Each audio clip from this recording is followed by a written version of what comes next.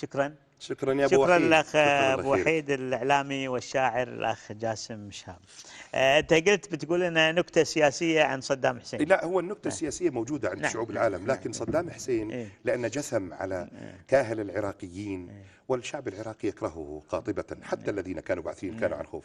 يقول لك مره جاء الى احدى مدن الجنوب، مدن الجنوب، وله تماثيل، سووا له مكان قعد مع الزبانيه من المجرمين الذين حوله، وجاء بشاعر لابد ان يقال شعر، وفي شغله اسمها الهوسه.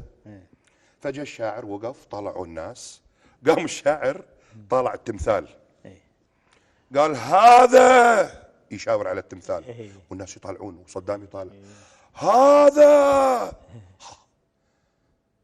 هذا الطيح حضنه. اوه قال هذا الطيح حضنه، تحركوا المخابرات، قال هذا الطيح حضنه، ها كلينتون قال البوش هذا الطيح حضنه الكل.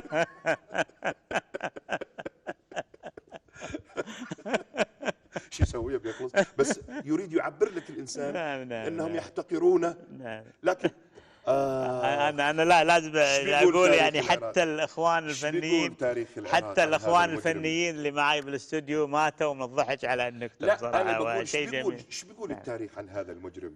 لما يوقف له واحد شاعر ذبحها اسمه شفيق الكمالي، ويقول له لولاك ما سقط المطر، لولاك ما طلع الشجر، لولاك ما بزغ القمر، لولاك يا صدام ما خلق البشر. عجيب. هذا اللي لولاك ما ليش قتل؟ لا شفت الحفره اللي، لا هذه قضيه، شفت الحفره اللي قضبوه فيها، هذا يليق به، هي هذه نتيجته. نعم.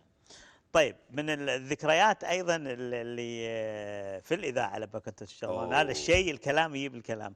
طلب منك مره انك انت تغني، كان شنو كان المطرب ما حضر؟ لا مو مطرب ما حضر، لا هو الغناء صار له مرحلتين. ايش كثر عندنا وقت؟ عندنا وقت تقريبا 5 دقائق 7 دقائق. هي مرحلتين.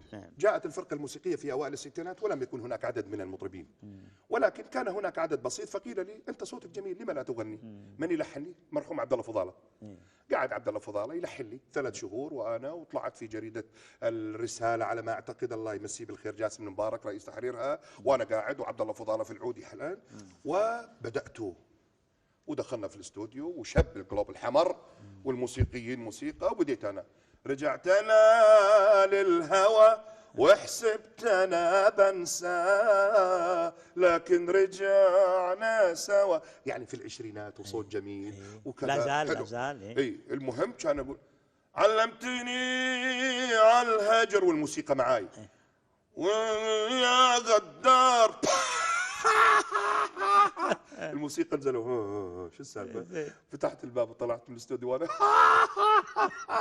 ركبت سيارتي رحت ولما الحين الى يومك ما غنيت الغنايه. ليش؟ وانا اغني خطر على بالي شيء، نجم، هل انت بتكون عبد الوهاب؟ الاجابه لا. بتكون عبد الحليم حافظ؟ الاجابه لا. بتكون فريد الأطرش؟